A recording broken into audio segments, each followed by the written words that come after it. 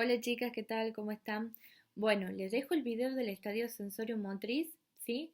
Básicamente, bueno, para quienes no han podido conectarse en los Zoom, donde hemos hablado de este estadio, me parece como muy importante que ustedes ubiquen que en el temita anterior que hemos visto, que es crecimiento, maduración y desarrollo, ¿sí? Que está en la misma unidad, ¿no? Pero se llama crecimiento, maduración y desarrollo.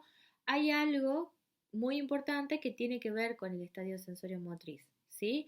Entonces, bueno, ya les voy a decir qué, pero vamos siguiendo el PowerPoint que les he dejado colgado en el aula, ¿sí? El estadio sensorio motriz abarca desde el nacimiento hasta los 18 o 24 meses, ¿sí? Es decir, abarca desde las primeras conductas, que son conductas reflejas del bebé, hasta que adquiere la capacidad simbólica, la capacidad de representación entre los 18 y los 24 meses o más, ¿sí? Ustedes traten de ubicar que lo que nos interesa acá es la cronología, pero también las adquisiciones que se van estableciendo en el desarrollo del niño, ¿sí?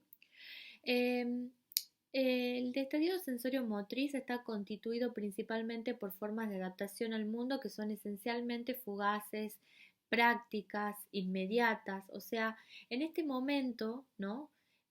Al niño la vida se le pasa como si fuese una película de imágenes sensoriales, ¿sí?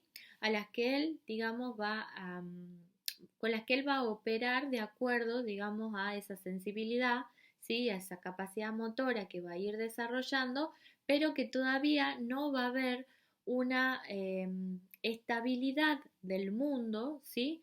Justamente porque no hay capacidad de representación, es decir, no hay capacidad de lenguaje. Sabemos que un niño desde los 0 hasta los 24 meses no tiene la capacidad de hablar, ¿sí? Ni de representar el mundo de otra forma. Entonces, el único interés o la única posibilidad está dado justamente por estos objetos inmediatos del mundo que él va a ir tomando, ¿sí? Con los que va a ir investigando y que va a ir avanzando en su desarrollo, ¿sí?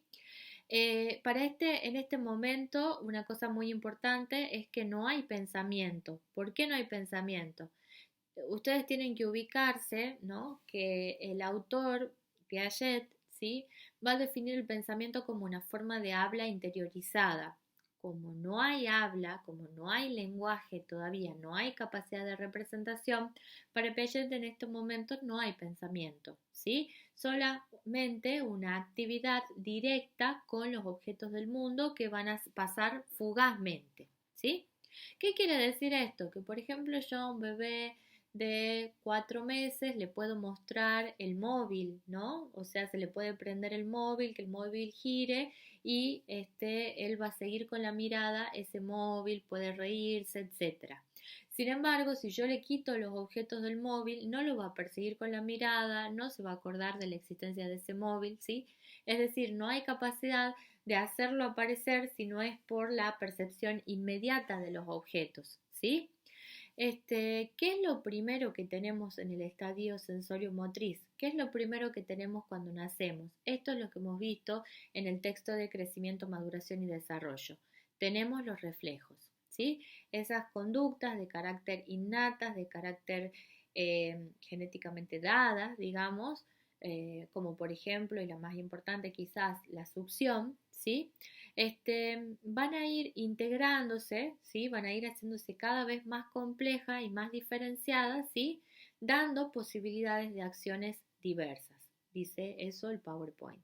¿Qué quiere decir esto? Que un recién nacido, ¿qué capacidades tiene o qué puede hacer un recién nacido? Bueno, puede succionar, ¿no? Esa capacidad de succión que era fundamentalmente para alimentarse en un primer momento, la vamos a tener que luego a los 4, a los 5 o a los 6 meses y quizás mucho tiempo después, ¿sí? El niño va a utilizar eso, el chupeteo, por ejemplo, como una forma de acción sobre los objetos del mundo. O sea, que no se va a quedar solamente en la conducta refleja innata, sino que esa conducta se va a hacer más compleja y en ese punto, digamos, se va a usar para toda una adaptación con los objetos del medio, ¿sí? Entonces, ¿qué es lo que hace un niño? Si ven la foto del segundo PowerPoint, la cuarta foto, un niño lo primero que hace cuando agarra un objeto lo lleva a la boca, ¿sí? En ese punto estamos hablando de una forma de diferenciación y de complejización de esta actividad innata como los reflejos, como es el reflejo, perdón, para poder conocer los objetos del mundo, ¿sí? Esto es algo que dice Piaget. Otro autor puede llegar a decir otra cosa de la oralidad, pero sí es una característica muy básica del estadio sensorio-motriz que tiene que ver con esta cosa de acción inmediata sobre los objetos a través de lo sensorial, ¿sí? El uso de la boca es sensorial y motriz también, ¿sí? De todas formas, Piaget divide este periodo en 6 subestadios, ¿sí? Donde ustedes van a encontrar, esto lo van a encontrar en el PowerPoint. Tienen el estadio 1, que empieza con los reflejos innatos, ¿sí? Que va del 0 al primer mes, ¿sí? Vamos a ver que el ejercicio de reflejo es la principal actividad, es decir, que es capaz el niño de todos esos reflejos que hemos visto en el texto de crecimiento, maduración y desarrollo, ¿sí? El reflejo de succión fundamentalmente que le permite alimentarse, sobrevivir en un primer momento. Sin embargo, esto no es que va a durar para siempre, ¿sí? Sino que, bueno, va a decir Piaget que van a surgir lo que se denominan las reacciones circulares, ¿sí? Las reacciones circulares son todas conductas de características repetitivas, ¿sí? Por eso se llaman circulares, porque una vez que se han realizado vuelven a realizarse, ¿sí? El estadio 2 habla de las reacciones circulares primarias que van desde los 1 hasta los 4 meses, ¿sí? El niño va a repetir acciones que surgen de manera azarosa, o sea, de repente aparece al azar, ¿sí? Una acción, ¿sí? Aparece de una manera fortuita, casi de casualidad. Por ejemplo, de repente en un movimiento, ¿sí? Logra llevar el pie hasta cerca de su boca, entonces, ¿qué hace? El pie de repente es succionado, ¿bien? Entonces, las reacciones circulares primarias, que son características desde el primer mes hasta el cuarto mes, ¿sí? Van a tener que ver con estas dos características, de que son reacciones, ¿sí? Que surgen de manera azarosa y que por otro lado son acciones sobre el propio cuerpo, ¿sí? Puede ser el chupeteo del pie, el del dedo, el de una mano, etc., ¿sí? El estadio 3 da cuenta de las reacciones circulares primarias que va desde los 4 hasta los 9 meses, ¿sí? Acá, digamos, la diferencia de la primaria con la secundaria es que es menos fortuita, es menos azarosa, ¿sí? Un poco más voluntaria, ¿sí? Un poco más llevada a cabo por la voluntad del niño, ¿sí? No es algo que apareció de casualidad, ¿sí? Y que además no es tanto con los objetos, perdón, con el cuerpo, con su propio cuerpo, con sus propias partes del cuerpo, sino más bien con los objetos del mundo. Es decir, de repente este niño puede descubrir, por ejemplo, que si está sentado a los 9 meses en su sillita, ¿sí? Tira, ¿no? Un objeto, ¿sí? El objeto cae, pega en el piso y si se lo vuelve a levantar, lo va a volver a tirar. Bien, entonces en ese punto es una reacción circular porque es una reacción repetitiva, pero que ya no es solamente con el propio cuerpo, sino también con los objetos del mundo, ¿sí? El estadio 4 en realidad tiene que ver con la coordinación de estas actividades que se venían dando desde el primer momento hasta ahora, ¿sí? Hasta los 9 meses, que tiene que ver con que todas estas capacidades que se van desarrollando hasta este momento, digamos, se van a ir como complejizándose y especializándose. Acá van a empezar a ejercitarse específicamente los actos con una finalidad previa. Es decir, esto que yo les decía anteriormente, ¿no? De ir e investigar qué pasa si cae por este agujero este objeto, ¿sí? El estadio 5, ¿sí? Aparece como la reacción circular terciaria que va desde los 12 a los 18 meses, en donde hay una investigación absolutamente activa y donde la investigación va a ir cambiando forma, va a ir viendo qué pasa, ¿no? Si en esa repetición circular de esa investigación que viene dada de los estadios anteriores, ustedes recuerden que siempre un estadio va a contener, o un subestadio va a contener los anteriores, ¿sí? ¿Qué variaciones se pueden hacer?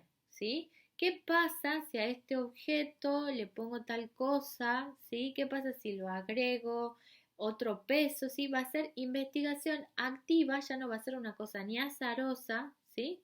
De la investigación, ¿bien? Y lo último, en realidad no es muy concreto con esto, tiene que ver con el uso, ¿sí? de todo este, de todos estos desarrollos que se han ido adquiriendo hasta ese momento, ¿sí? Para adaptarse al mundo, ¿sí? Por eso se llama acomodación de los esquemas. Ustedes recuerden los dos conceptos claves de Piaget bueno, que explican cómo se produce el desarrollo, que es asimilación y acomodación. Asimilación significa usar lo que ya sé, ¿sí? Usar lo que ya tengo para poder adaptarme al mundo, ¿sí? Y acomodación es crear nuevos esquemas, ¿sí? Este, una de las creaciones de estos nuevos esquemas van a tener que ver con la internalización de las acciones, ¿sí? Este, en este momento de absoluta investigación del mundo, ¿sí? Nos vamos a encontrar con que el estadio sensorio-motriz, esto para mí es muy importante, siempre es una pregunta en los exámenes. El sensorio motriz se adquiere con la capacidad de representación. ¿Qué es la capacidad de representación? Es la capacidad activa, digamos, de sustituir una cosa por la otra, ¿sí? Es decir, de hacer presente algo que no tenemos presente en ese momento, ¿sí? Si yo les digo a ustedes auto, ¿sí? Ustedes van a representarse un auto porque utilizan los signos y los símbolos, esto que vemos en el periodo preconceptual. Es decir, que pueden representarse un auto aún no lo estén viendo. Eso es la capacidad de representación. ¿Cómo tenemos nosotros evidencias de que hay capacidad de representación? Primero que nada, digamos, con la construcción de lo que se denomina el objeto permanente, ¿sí? Hasta este momento, ¿sí? Nosotros hemos tenido objetos fugaces, como yo les decía. Toda esa investigación que se estaba haciendo a través de reacciones circulares primarias, secundarias y terciarias, se ha ido obteniendo, digamos, un avance, digamos, del conocimiento del niño sobre el mundo, pero que hasta ese momento, digamos, tenemos una percepción fugaz de las cosas, ¿sí? Solo existen como si fuesen una película que cuando la hemos terminado o cuando ya pasó esa escena nos olvidamos completamente, ¿sí? La construcción del objeto permanente significa poder representar el objeto aún esté ausente, ¿sí? Es decir, que hay objeto permanente cuando el niño, por ejemplo, ¿sí? Hay una, digamos, un predecesor del objeto permanente cuando, por ejemplo, si yo le muestro un objeto, como por ejemplo un juego de llaves, el niño interesado en ese objeto de llaves lo va a ir a buscar si yo lo escondo, ¿sí? En cambio, alguien que no ha construido el objeto permanente, si ese juego de llaves es escondido, digamos, lo pongo detrás mío, a ese bebé de, supongamos, 6 meses, ya no le va a interesar. Es decir, a un niño que está llegando a la capacidad de representación va a estar estableciendo también la cuestión del objeto permanente, ¿sí? Por ejemplo, ¿no? Después ustedes van a ver otro autor que se llama René Spitz, ¿sí? Que plantea sobre la angustia del octavo mes. La angustia del octavo mes tiene que ver con una construcción del objeto permanente de la madre, es decir, de considerar que la madre existe aunque no la está viendo, ¿sí? En ese punto estamos hablando ya de una construcción de objeto permanente, algo que permanece más allá de mi percepción inmediata, ¿sí?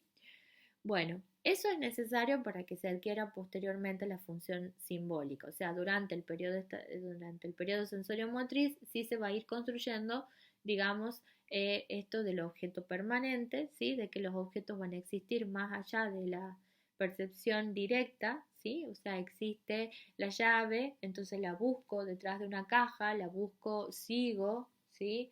La dirección de esa de la desaparición del objeto, ¿no? Por ejemplo, ¿sí? Imagínense un niño de 1 año, ¿sí? Que yo le muestro un objeto que a él le interesa y de repente lo voy llevando hasta esconderlo. ¿Qué va a hacer ese niño? Lo va a ir a buscar.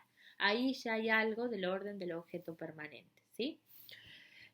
Un niño de 2 años, por ejemplo, que tenga esto que ustedes conocen o que pueden llegar a conocer, que es un objeto de apego, va a saber que su muñeco está guardado en su cuna, entonces va a ir y lo va a buscar y lo va a traer, ¿sí? Eso es construcción del objeto permanente, ¿sí? Por supuesto que en las primeras épocas de la vida eso no se va a poder establecer, ¿sí? Bueno, entonces, cuando hemos llegado a la capacidad de representación, estamos en el lugar de haber llegado al fin del estadio sensorio-motriz y al inicio del periodo preconceptual, ¿sí? La capacidad de representación nosotros la podemos ver reflejada en el lenguaje, en el juego, en los gráficos, ¿sí? Si ustedes ven en el Power van a encontrar, en la imitación también, ¿sí? Van a encontrar una niña dándole de comer a su mamá, como jugando a los eh, con las tacitas de té, a otro niño hablando por teléfono o a un niño jugando con un caballito de madera. Representar es sustituir una cosa por la otra. Ya no necesitamos tanto lo directo, ¿sí? Sino que necesitamos poder utilizar signos y símbolos, que eso lo van a encontrar explicado ya en el periodo preconceptual, ¿sí? Pero recuerden siempre que esto es una pregunta esencial. ¿Cuándo termina el sensorio motriz? Termina cuando adquirimos la capacidad de representación. Cuando un niño, digamos, se le puede decir, por ejemplo, guau guau, y sabe, digamos, de qué se trata, ¿no? Ese objeto que estamos representando a través de la palabra. Sí, si no es a través de la palabra, a través del juego, a través de la imitación, a través de a través del dibujo, etcétera. ¿Sí? Esos son como efectos de la capacidad de representación o de lo que se denomina la función simbólica. ¿Qué es la función simbólica? Lo pueden encontrar muy bien en el video que sigue, que es el video preconceptual, ¿sí? Del estadio preconceptual, donde, digamos, hablamos de qué son los signos y los símbolos, ¿sí? Pero principalmente el uso de la lengua como, digamos, eh, representación más importante, ¿sí? Bueno, cualquier cosa, chicas, ahí les voy a dejar abierto un foro, así sigamos con las dudas que les sirvan para responder, ¿sí? Bueno, saludos, cualquier cosa me consulta.